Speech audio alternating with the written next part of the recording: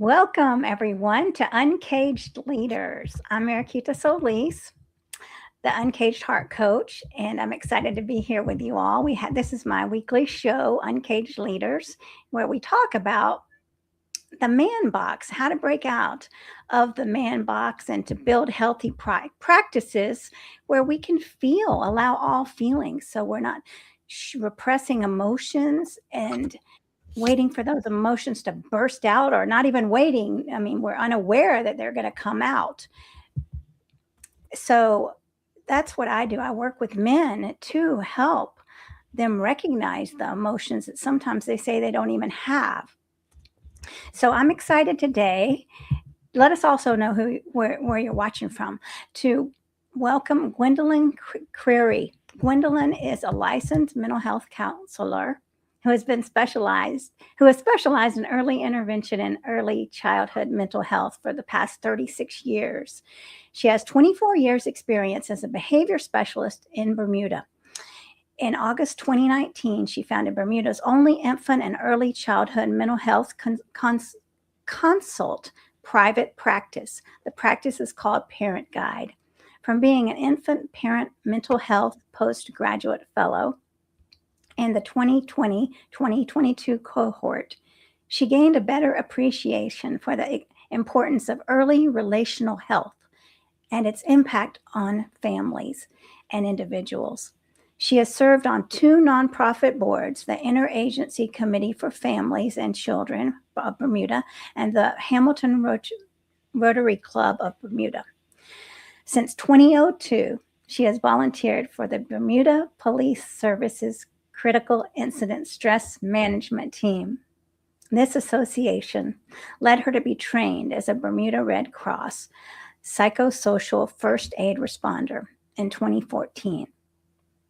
In 2019, she received certification through the British Red Cross to be a trainer of psychosocial first aid responders and volunteers, and co-facilitated the training with the BRC Education Manager. Ms. Creary has enjoyed many years of service to her community by supporting the first responders, and that has provided invaluable friendships.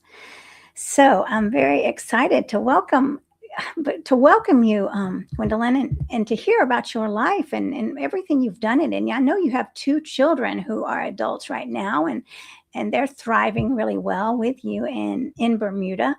And what you're doing is so needed in the world, because there are so many young children that don't have the guidance and don't have the support they need, and they need a voice, someone to speak for them.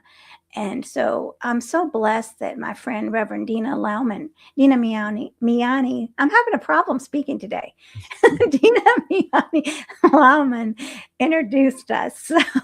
So everyone, please know that I'm not perfect. I'm imperfect, and we'll get through it. I'll get the words out. So thank you for joining us, Gwendolyn. Thank you for having me, and I'm so grateful that Dina did introduce us. Yes, and there's Dina popping up now. She says, I'm so excited for this talk. She's joining from Rockford, Illinois. And then Mike is here, and he says, Gwendolyn's been busy. Yes, she has. Now, put your questions in the chat, y'all, because if you have any questions, we want to get those answered for you. So, Gwendolyn, let's see. When did you first become interested in the childhood development? I mean, when did you see that this was an area that needed your help? It really happened just before I had my first child. When I first started my career, my interest at that time was chronic mental illness. And of course, most chronics are adults, right?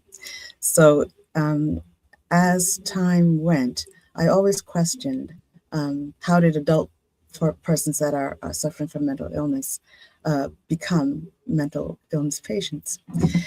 And so where I was working, I lived in the States for about 8 years. And at that time, I was living in Michigan and working for a community mental health service.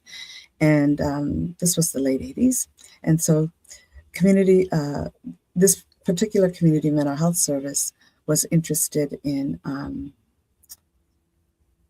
infant and early childhood mental health, which had started really out of the University of Michigan. And so I was one of the counselors, mental health therapists chosen to participate in becoming an infant. At that time, we were called infant mental health specialists, and learning more about it. So we went up to the University of Michigan and started learning about infancy and the relationship between parents and children.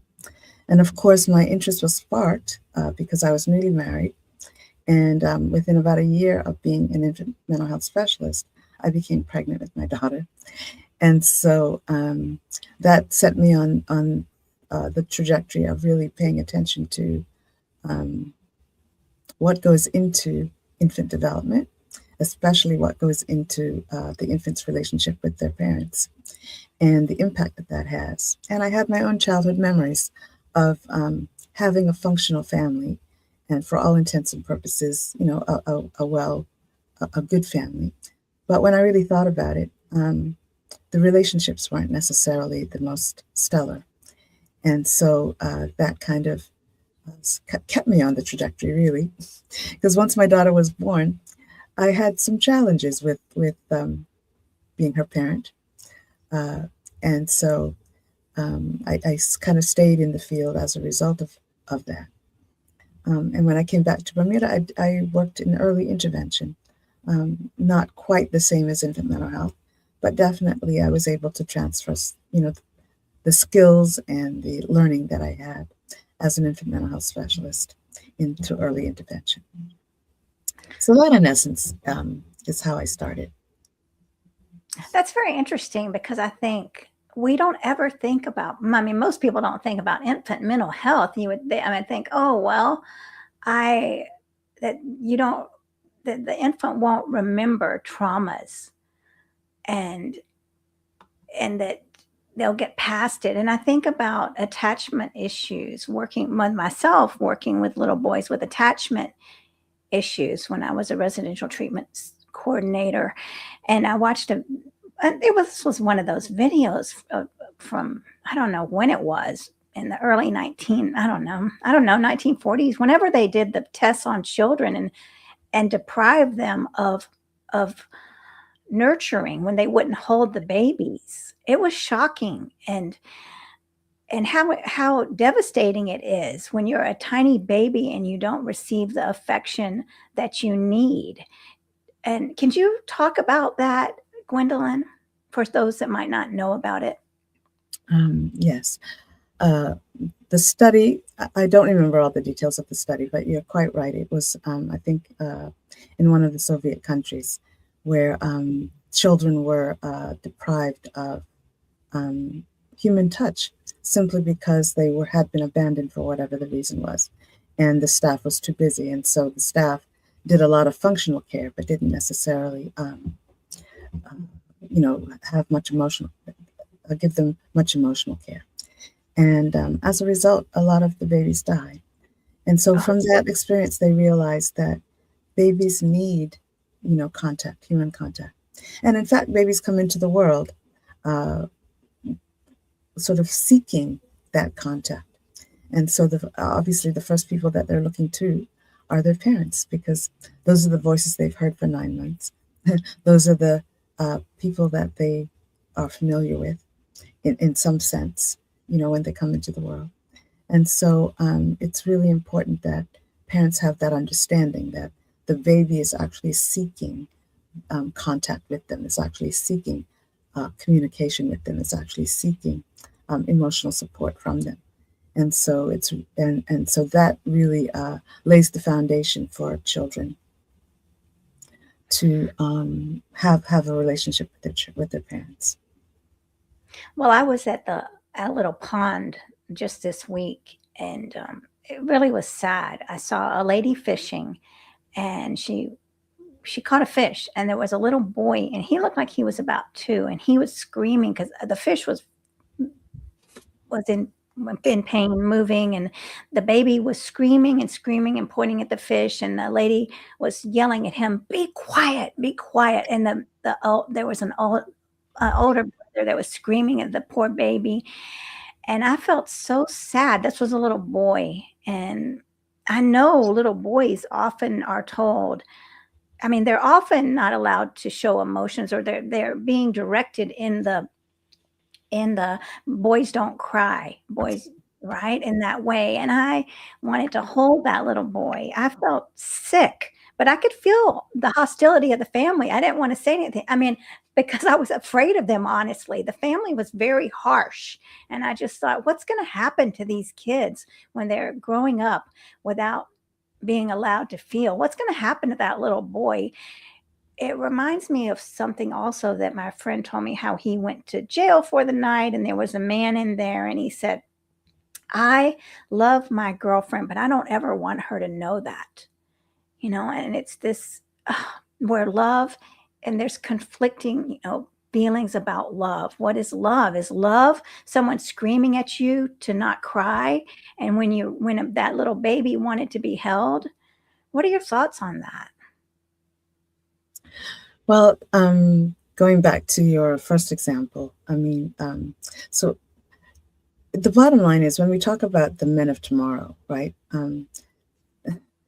We're kind of beginning late at manhood, right? So Mhm.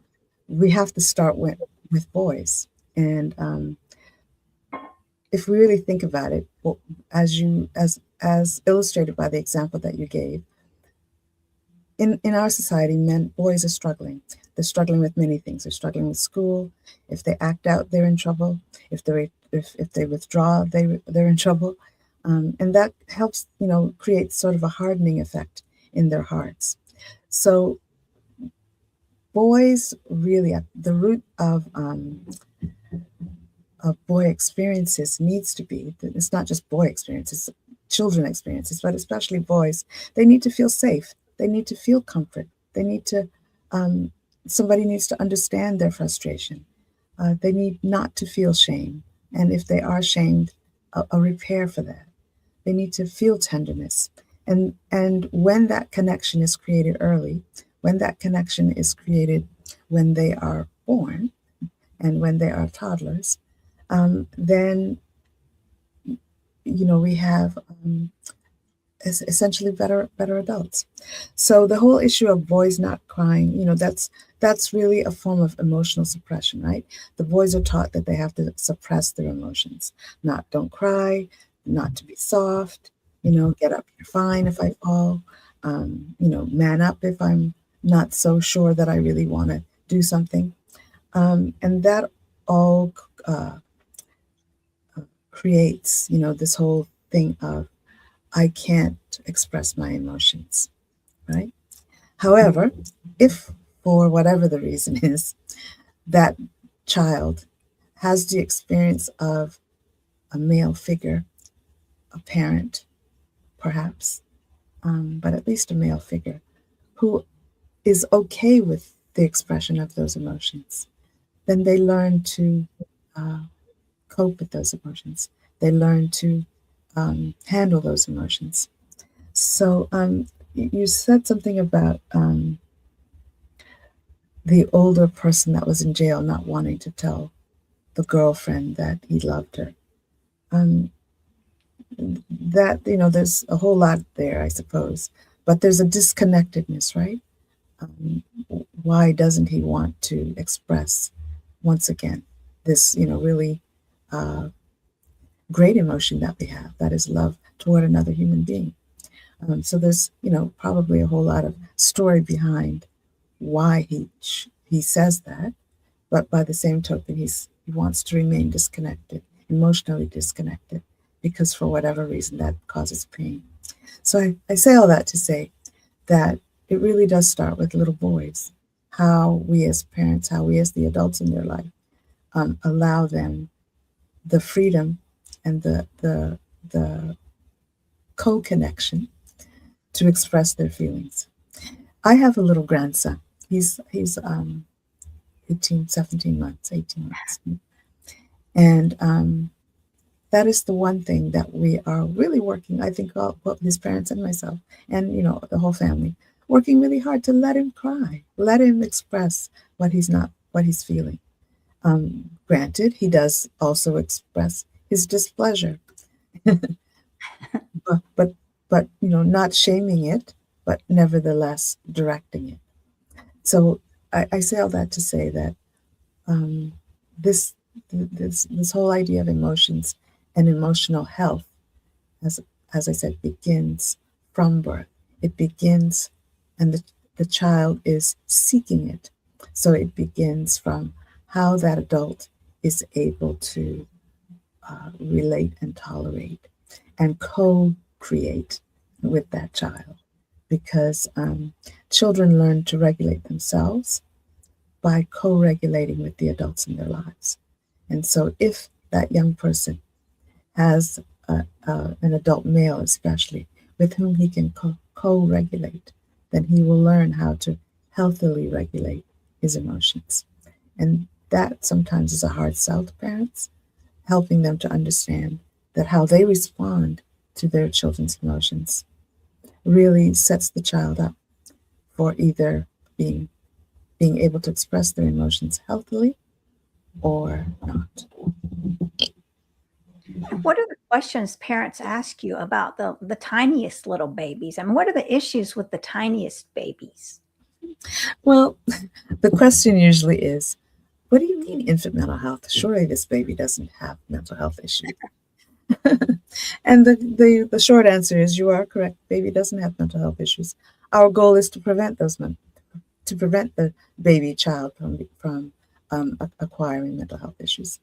And typically, to be very honest with you though, let's say the parent, for whatever the reason is, usually a more common one that maybe the listeners can relate to is depression. I've given birth and I'm depressed. And so even though I love this baby dearly, I just can't emotionally connect to the baby. So what does the baby do? The baby just really, really desires to have the connection, to have the interaction. And if that interaction doesn't happen or doesn't happen frequently enough, the baby shuts down. So you now have a baby that is emotionally disturbed because he's not getting, or he or she is not getting, the emotional connection that they need to thrive. It's going back to your example of the babies that were in the institution that weren't getting that emotional connection. And so if mom's depression isn't treated, and if she doesn't have the assistance to be more emotionally present for that baby, then that baby is at multiple times more at risk for being depressed itself. As a baby, believe it or not, babies can be depressed, and being a depressed adult, and really being an adult that cannot express emotions healthily. And what is the signs of the babies that are shutting down? They do just that. They shut down. It's very difficult to interact with them because they have learned that it's not safe. The environment that they're in or that they have been in is not safe, and so they shut down. And some of the behavior is withdrawal or crying, irritability, just not being willing. I mean, they might avert gaze. Uh, so many things might be there, but it's not this normal, I'm so happy to see you kind of reaction. They tend to shy away from that kind of response to adults, and especially the caregiver with whom they don't have that secure connection. And how would you help a little baby as that's shut down as compared to, let's say, a 5-year-old boy that didn't have a nurturing role model? How would you help both of those? But the baby really is helped by helping the parent, right? Because the person that the baby really wants to be with, really wants to be connected to, is the parent. So, as I said, treatment for the parent is really the first course of action. And then maybe helping the parent to gain insight, reflect on how their behavior may be impacting that baby. Because it can be changed once that parent is able to be more engaging and more connected to the child. The child will, in fact, learn to respond more, more connected with more um, willingness for connection, because that's really what the baby wants. The baby wants to be connected to the adult. Um, as a 5-year-old, perhaps, again, I think parental insight is important, helping the parent to, well, there's a term that we use called mentalizing. And a similar term, we would use a similar strategy, let's say, with with the parent of a baby. Mentalizing essentially is helping the parent see the world from the baby's point of view, right? So that can take a lot of work. But the goal of the conversation is, you know, wow, it must be really difficult for you to, be so depressed and not being able to interact with your baby. But can you imagine how the baby is feeling not being able to connect to you? So helping parents understand the world from the baby's point of view. Similarly, if the child is 5, that child obviously has had certain experiences. So helping the child articulate, and usually through play, because children can't necessarily say what they are feeling, but they definitely express or give a window into their feelings through their play. So this is where play therapists come in, or therapy through play, which is what I say I do. I'm not a qualified play therapist, but definitely when dealing with older children, play is going to be the medium through which we have the conversation. So helping that child express their emotion and helping the parent hear what is going on. So it could be that, a 5-year-old could have experienced domestic violence, let's say, witnessed the two parents, fighting and whatever. So, that child's been scared, that child is concerned. Will these parents, do the parents love me? All of those kinds of emotions that child may have. That child may obviously not be able to say to the parent, this is how I'm feeling, but through play, they can express that. And then once again, the therapist, or at least how I sort of work with parents, are you hearing what this child is saying? He's scared. He's scared in this environment. What can you do to repair? How can you help him feel not scared? That kind of thing. So, yeah, it might be a little longer or a little bit more intricate with older children, but still we would want to involve the parents so that there's an opportunity for repair. Because obviously when I say repair, there's something that broke the connection, right? Whether it be the parent's inability to connect, or, a stressor that they're going through at the time, like a divorce, or another stressor. Could be a low-income family that's struggling with finances, and parents are, preoccupied with, how am I going to keep food on the table? How am I going to pay rent? How am I going to keep this family going? And so that stress inevitably is going to be felt by the children in the household. And so how do I, as parent, find ways to connect, and also find ways to repair and help them to see that my response to stress is not that I don't love them, but that I'm, that there are difficult situations that I'm navigating, and helping parents to understand that that's their stuff, right? That this is not stuff that you necessarily are going to talk to your child about, but you definitely are going to try to repair the relationship with the child. And what about fathers sometimes? I mean, do you bump into fathers that really have a hard time expressing their emotions and don't know how to start, how to connect with the babies or the little children. Most definitely, right? So dads definitely, and that goes back to what we were saying earlier of how boys are brought up to not necessarily to look at expressing emotion as being a negative thing, to look at expressing emotion as something that is, not manly. Whereas really, the most manly thing you can do is to teach your son to express emotion healthily, but to nevertheless express emotion.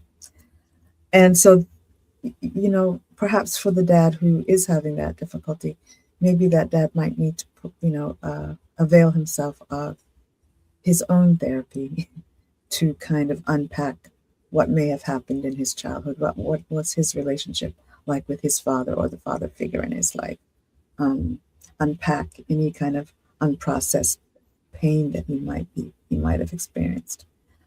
Because essentially parents repeat what they've experienced, right? We all have had an experience of being somebody's child, and we all have experienced that in whatever way we have. And we've created a meaning or a story around what all of that meant. Either my parent didn't love me, my parent didn't love me like he loves my siblings, or, my parent is just, out to lunch, whatever it is. We all have some kind of story that we tell ourselves about how we grew up and how our parents have treated us. And if we're not reflective, if we're not self-aware and reflect and think about what all of that has meant to us, then we can very easily repeat it with our children, right? So it's really important that we think about how do we break any cycles that may have been happening. So getting back to the gentleman who may be having difficulty connecting, first and foremost, he might need to think about himself. What are the experiences that I've had?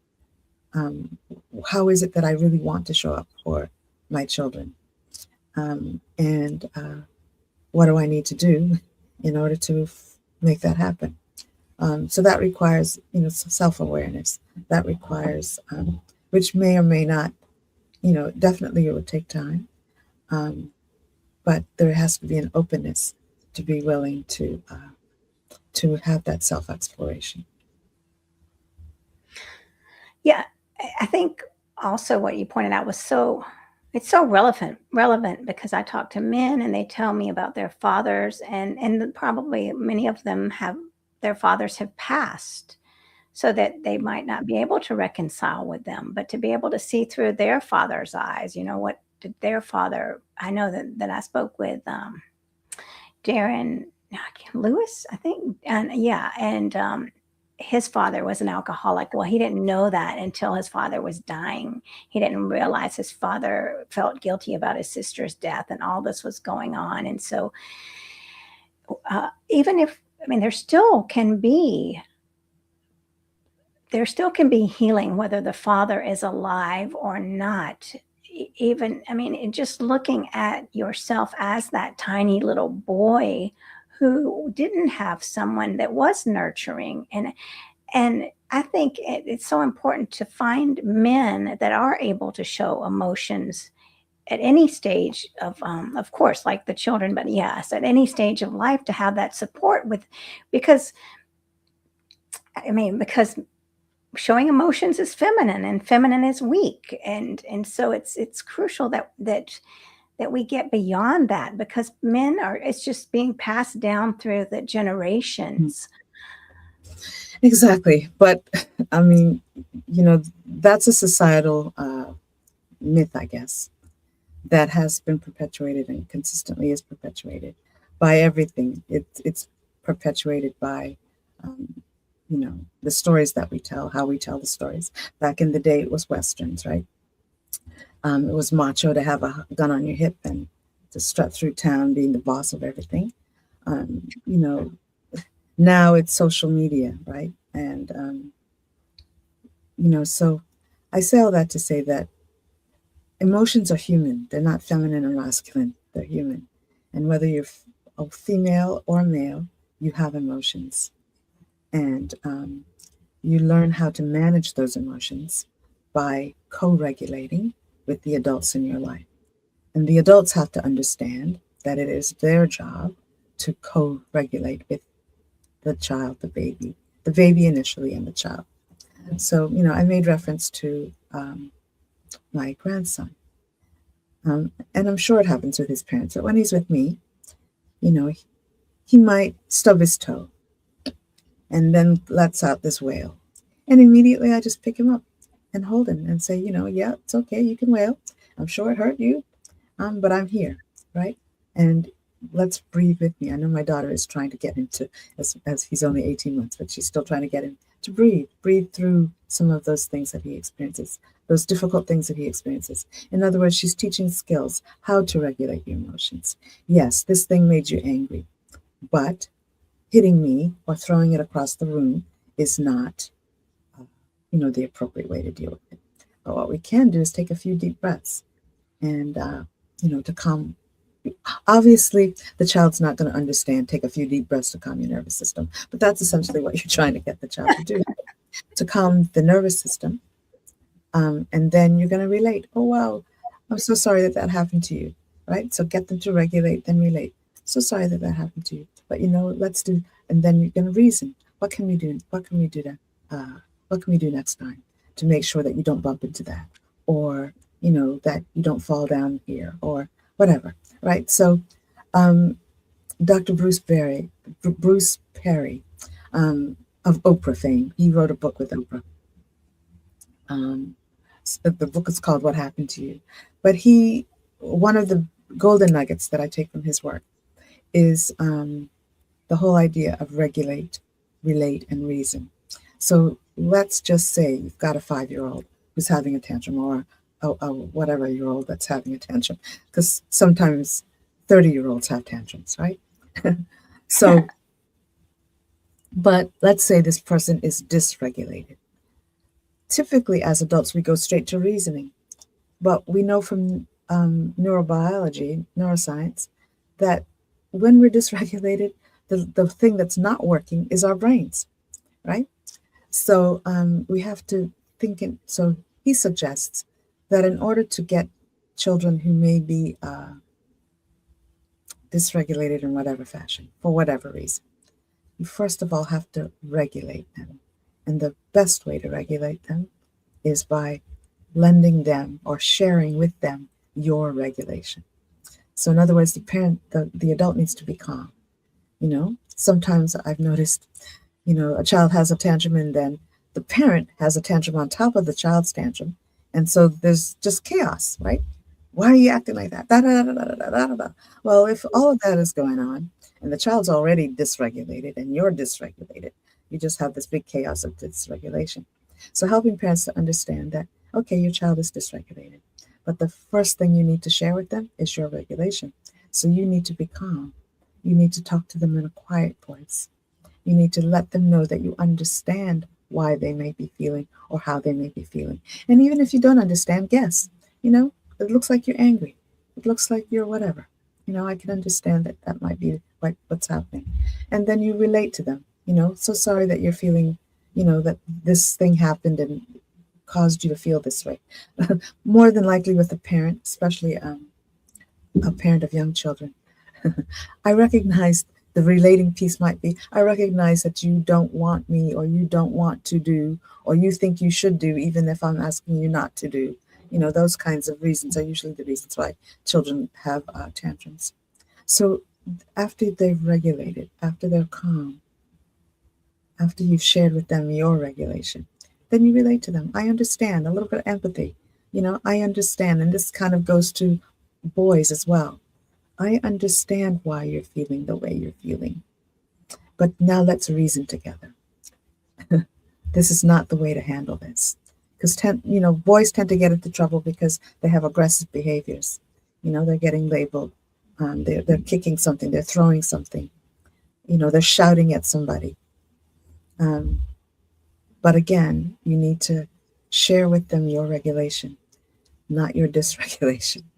Share with them your regulation, and then show a little empathy. Wow, I can see why that whatever it is made you angry. I can see why you felt so upset about whatever happened, but now let's reason together. What is another way that we can handle this?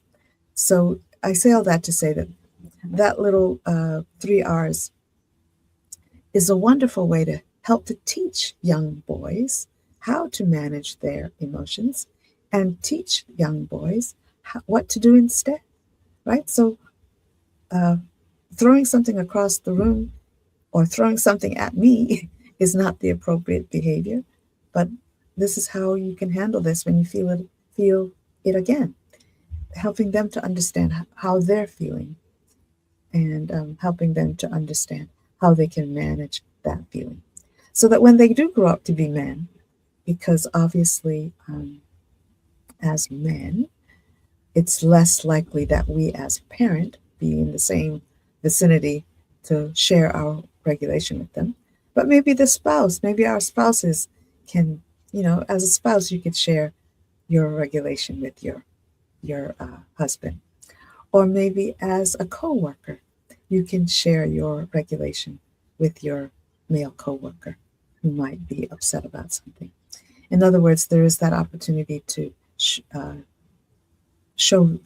the regulation, show empathy for whatever the situation is, and then okay, so this didn't go the way we wanted it to go. What can we do to change it? What is the problem? What is the solution to this problem, if it's a problem? Or how can we see this differently if it's a situation where we need to see something differently? A long roundabout way, but I'm hoping that I answered your question. No, I love it because this is so pertinent in relationships as well. If there's a partner that's unregulated, for us to remain calm, because then when we get upset, then like the little boy and the mother that I saw the other day, that little boy was screaming, then she started screaming, right? And it's just all this is very pertinent in our own adult relationships. Yes.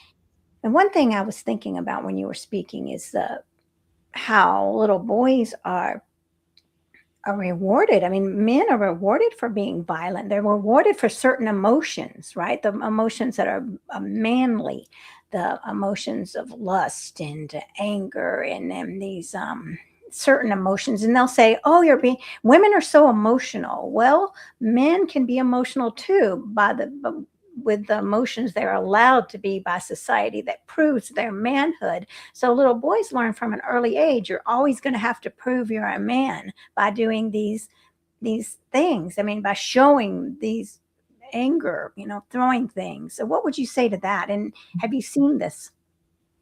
I'm sure. I think that's the message that society tends to give people, right? I have a little adage that I like. I don't remember where I got it from. But the reality is the hand that rocks the cradle rules the world. And so if you want a man, I grew a son as well. And one of the things that he says to me sometimes is the greatest gift that I gave him was to let him feel his emotions and to be present with him when things were happening. Just the other day we were reminiscing. I have an older dog. He has an older sibling, my daughter. And when he was about 5 or 6, she must have teased him in some way. She did something to aggravate, as siblings do, right? And at that time, he was so angry. He was so, so angry that he essentially said to me, when I grow up, I'm going to kill her. That's how angry he felt. So I just remember we were sitting on the porch and I was like, oh my God, what am I going to do? Am I raising a psychopath?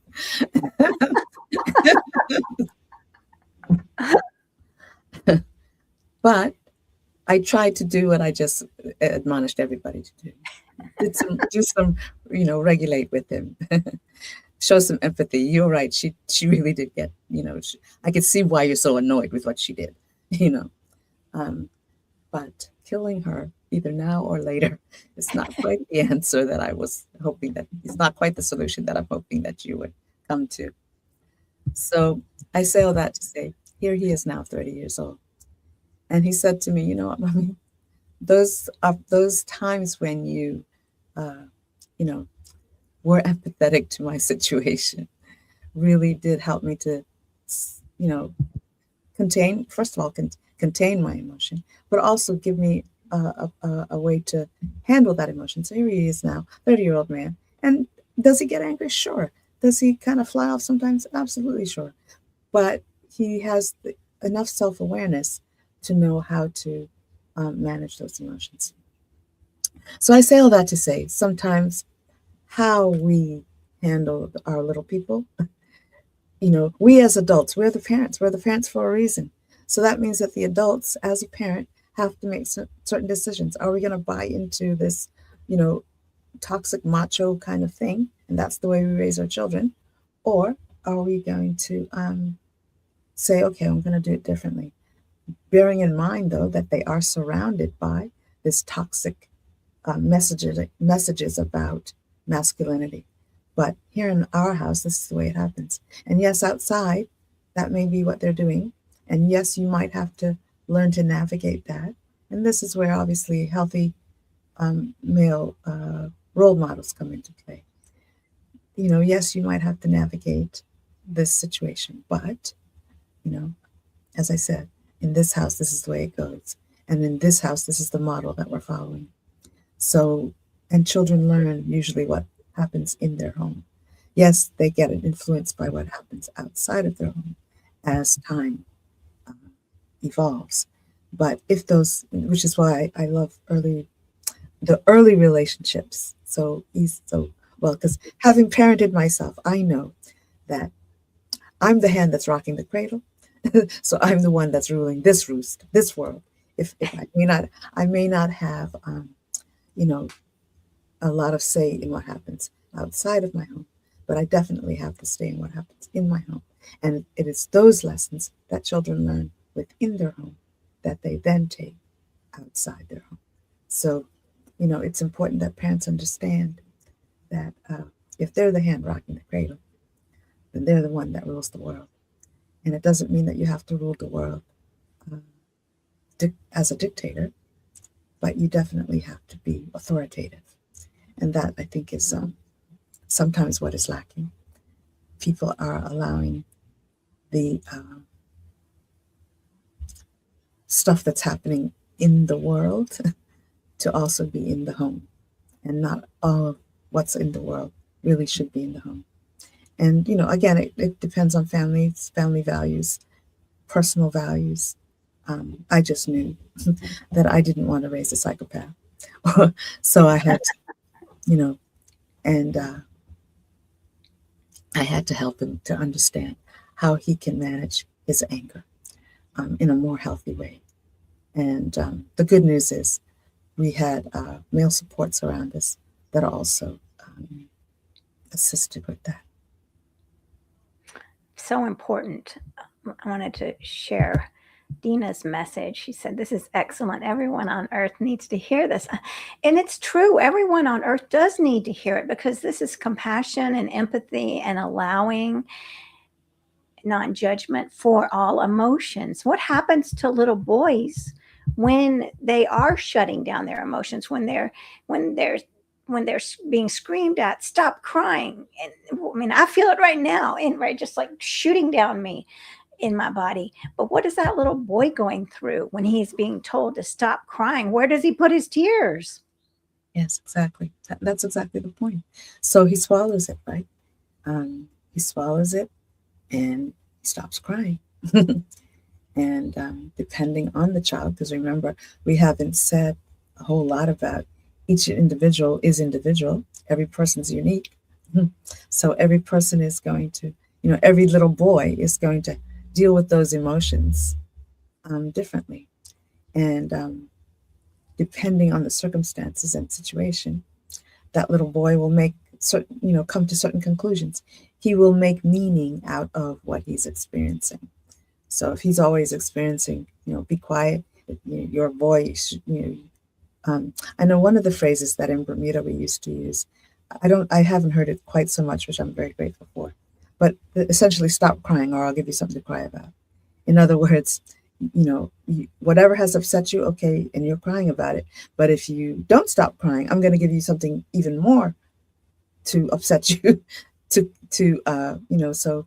that the threat was, stop crying, stop feeling that, stop doing that right now. Or, if you're intent on crying, then I'll make sure you have something to cry about, which is essentially threatening, right? You're threatening this child with more aggression, especially if they had already experienced aggression, which is why they're crying.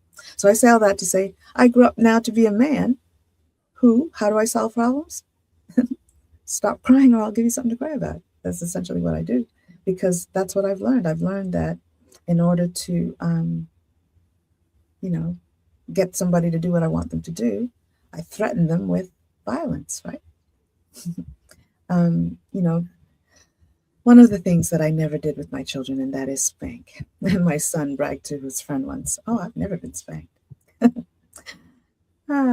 Needless to say, you know, that was a topic of conversation and controversy. And spanking is a topic of controversy, I know, for parents. But if you really think about it, if I've done something that has caused you displeasure, what are you really teaching me when you hit me? You know, I don't care how loving you say you're doing it, because, you know, those people that say that they are spanking proponents say, oh, you know, I spanked them, and then I explained to them why I spanked them, and da da da da da. And so they learn from, I guess, the explanation of the spanking. But if you think about it, somebody hits you, I don't care how much they love you. If somebody hits you, what does that make you feel? What emotions are come up inside of you, right? Are you really ready to listen to the explanation? Are you really ready to learn whatever they tell you that they're trying to teach you by hitting you, right? So those kinds of things, I think, you know, parents need to think through. And, you know, parents of my generation especially, we got hit, you know. I'm sure it still happens, but, you know, we got hit. And hit because we are being disciplined, right? And one of my favorite pet peeves, and I'm going to just say it, is when church-going folks say to me, but if you spoil the rod, spare the rod, you'll spoil the child. Well, all that says to me is that you really don't know what the Bible is really saying, because a shepherd does not hit his sheep. His staff is hooked to guide the sheep, right? Come, let's reason together. Or come, let's go this way. And even Jesus, did he, I mean, apart from overturning the table, you know, the money changers tables, did he, you know, how did he discipline? Did he hit his disciples? He said, follow me. He didn't do that at all. You know, he was empathetic and he reasoned with them. So I say all that to say that if we are Christian church-going people, hitting our children in no way, in my opinion, is Christ-like. Yeah. And yeah, so that's all I want to say about that, because I obviously don't want to get into a religious conversation. But the bottom line is the shepherd guides. Right. The shepherd does not hit. And the shepherd teaches his lessons by example and by, you know, finding that one that is lost, right? That's how Jesus says the shepherds do it. The shepherd will look for the one that is lost. So that goes to being more restorative in our approach to not only our children, but to the men who may not have grown up in situations that were, you know, healthy in terms of how they learn to share their emotions, manage their emotions. So that's a little bit of preaching, but I don't want to get into that anymore. But I just felt the need to say that because, you know, I do think that there are some that kind of feeds into the macho thing that you were talking about. You know, the only way that I can teach my boy to be a man is to hit him, you know, or put him in circumstances where he's getting hit, you know, or getting shamed or getting humiliated. That's the other thing, you know, those are the other things, because if I'm being hit, then I am being shamed. I am being humiliated, right? And I can tell you I've had some experiences of that with my own father and me, really, and my brother to an extent. So I say all that to say that, you know, it all comes down to who we see ourselves as being and the meaning that we have made of the parenting experiences that we were, you know, the child for. and whether or not we want to continue those experiences for our children. And I know for me, I made the decision I didn't want to. Hence, my son has never been hit. Yeah, I would not hit my child either. No, what you talked about in the shaming and this kind of aggression, this violence. I mean, when it follows into the years of college and the fraternities, and so I know personally men that were in fraternities, and I've heard them talk and laugh about the hazing and I don't know the details about the violence, but that's the way they were brought up, and it's absolutely sickening now. I mean, to think about grown men laughing and knowing that this is continuing, and for them not using their voice, it makes me repulsed and sick and inside. I I don't understand it. But I think it's a matter of, as I said, we as a society Yes, need to society. need to make that shift. And I guess the only way that the society will shift is if we as individuals make that shift. But I think the important thing is that we need to help people, not just men, but help people to understand that connection does not mean that I'm being permissive. Not hitting my child does not mean that I'm allowing them to run amok, right? Emotional safety does not mean that children never hear no, or that they never hear what the limit is, right? Children need to experience limits, but they also need to experience limits in a circumstance where they're being allowed to express who they are, or allowed to express whatever emotions they're feeling, and then being given the guidance to, okay, this is how you're feeling. This is the rawness of how you feel. Okay, so when that happens again, how can we help you to manage that, right? So, and I get it, especially men, and especially I guess men of a certain age with certain experiences. They worry that if they respond with warmth, they're being too tough. That connection, but connection doesn't mean absence of limits. It means that the child has an opportunity to learn the limit, really.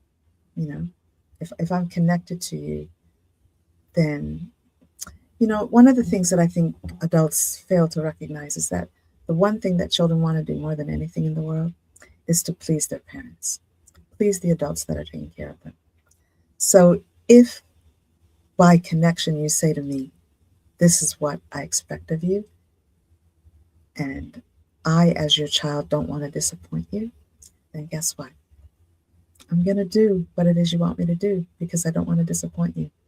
Not because you hit me, not because you make me feel ashamed of myself, not because you humiliated me, but because I'm connected and safe enough with you that I want to, do what you expect of me. And that, I think, is the lesson that we as parents need to be willing to give to our boys, so that they can become men who can manage themselves. Yes, and you're right. I mean, because men are up against society, the societal pressure not to rat on each other like the fraternity, the guys, right? Mm. And so we have to raise cognizant men that, I mean, people, and to hold the boundary, right? I mean, that doesn't mean that you're going to be able to just walk all over me. No, it means that I'll hold a boundary with love and awareness, because when someone holds a boundary, that allows the other person to self-reflect what's going on here, right? Instead of just allowing, just like so many people will just let it go. I mean, a lot of times parents are tired, and I understand that parents are tired. So instead of dealing with the behavior, they just say, okay, well, here's the TV. I know you're acting up, but so it's really a challenge, Yes. the human dynamic. And the more we can help children to learn healthy behaviors in the beginning where they don't go off course. I mean, we all go off course, but where they're able to be self-aware and say, wait, how I behaved in that situation was not apropos, right? And I need to apologize. I need to do this. I need to have self-awareness of, and how can we handle it differently?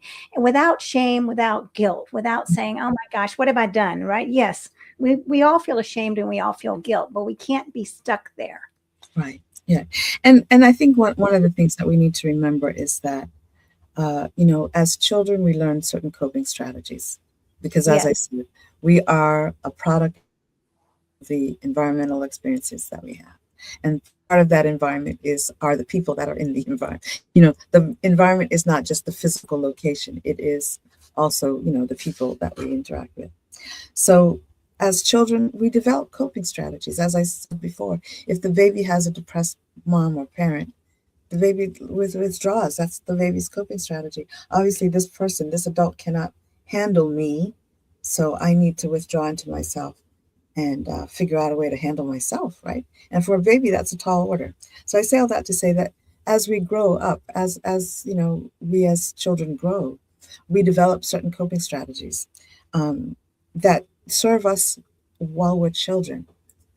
It might serve us well having a tantrum when we're 2, because if I have the tantrum and my parent doesn't know how to manage that tantrum, then I'll get what I want, right? Because I now learned that if I fall out, make a noise, scream and make life difficult. If I do it long enough, then they'll give in and I'll get what I want, right? So we learn certain coping strategies. But as an adult in the workplace, if I fall out and scream out, and I'm sure you've seen adults that have tantrums, right? Yes, unfortunately. So more than likely they learned that behavior as children. And so that strategy worked when they were children, but it doesn't work now as an adult. And so that's really the whole issue of early relational health, is helping children, helping young people, helping babies from babyhood through toddlerhood, through primary age, to early childhood, to understand. You have those emotions, but you also have to know how to handle them. And yes, as children age, they do make decisions about certain strategies. They do learn what strategies work, whether they're good strategies or not so good strategies. And so, it's important that as adults, we kind of take an inventory. Okay, where does that come from? I know for me, I'm still struggling with it. I'm past technical retirement age. And so, and even up until this morning, I had a conversation. Where does that come from? I was able to say, it comes from my childhood. I know exactly where it comes from. The difficulty is that maybe I'm not as consistent with the adult coping strategies so that I can, live a little more fully in that area. So I, my admonition to the gentleman who might be listening, you may have learned certain coping strategies, and you may have been encouraged to, look at masculinity a certain way. But I guess, now, how well is that working for you now? I guess that would be the question I would ask. Is that working for you now? And if it's not, then what resources can you avail yourself of to either learn new coping strategies or make decisions to just not use the ones that aren't working for you? And that's something that I think we don't encourage our young people or even, young adults to do enough of, because no parent is perfect. There's going to be a woundedness somewhere along the way. And the issue is, okay, now that I'm an adult, as a child, I had to cope with it the best way I could. I learned certain habits, or I learned certain strategies, and I used them as a child. But now that I'm an adult, are those strategies really working for me?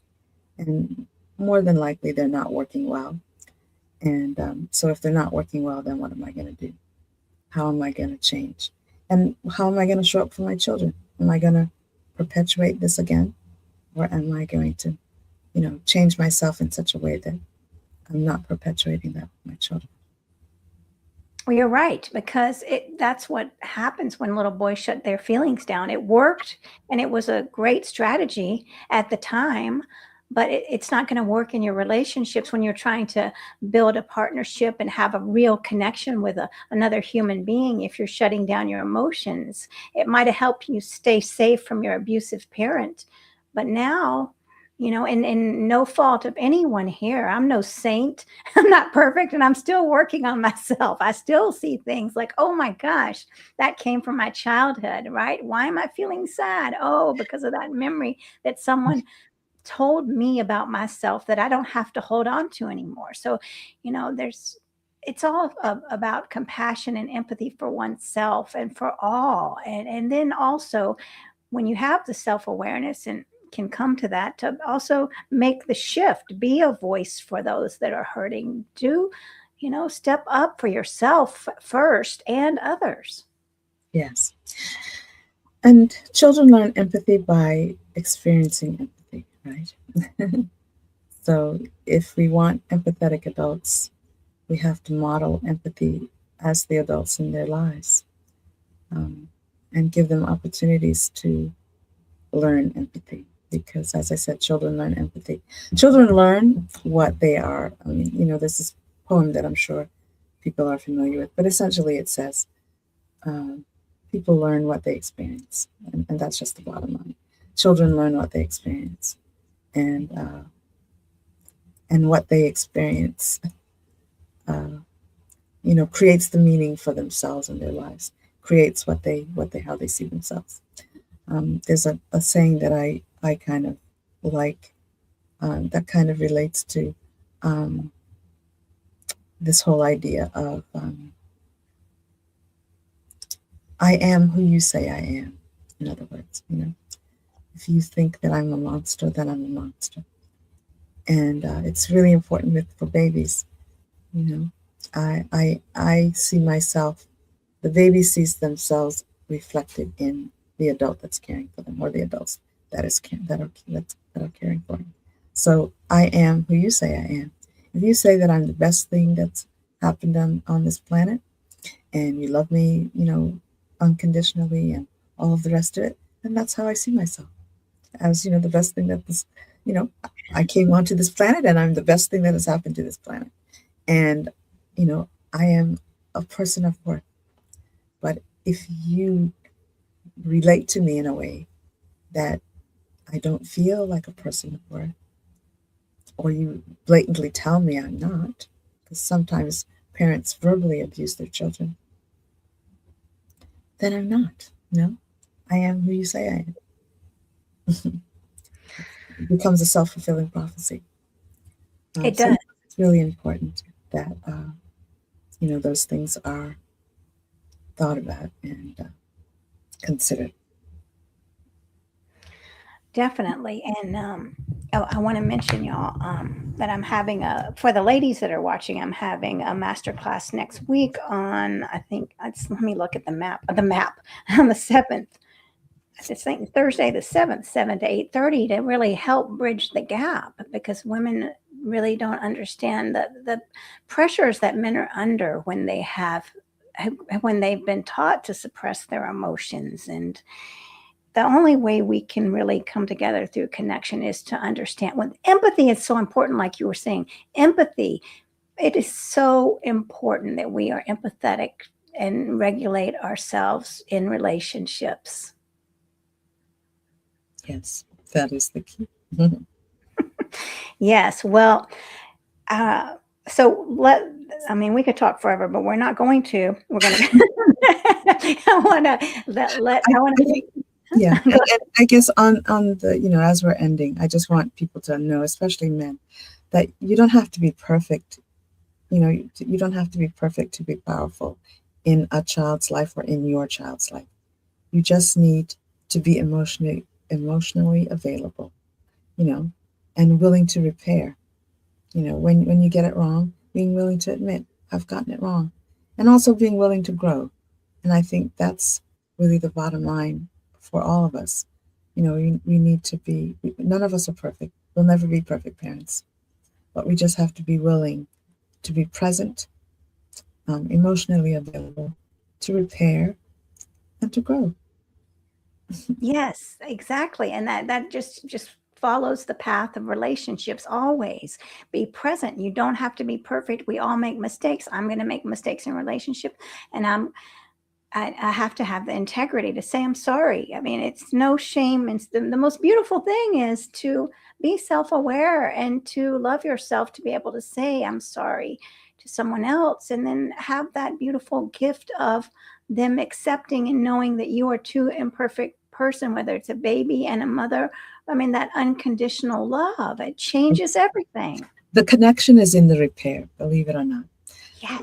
The connectedness is in the repair. So, you know, not to prolong this too long, but another famous mentor of mine, Dr. Ed Tronick, he did an experiment way back in the day called the still face experiment. And through his work, he learned that 70% of the time, we don't get what the other person is trying to communicate to us. So that means if I'm a parent of an infant, 70% of the time, I'm not getting what that infant is trying to communicate to me. However, the connection is in the repair.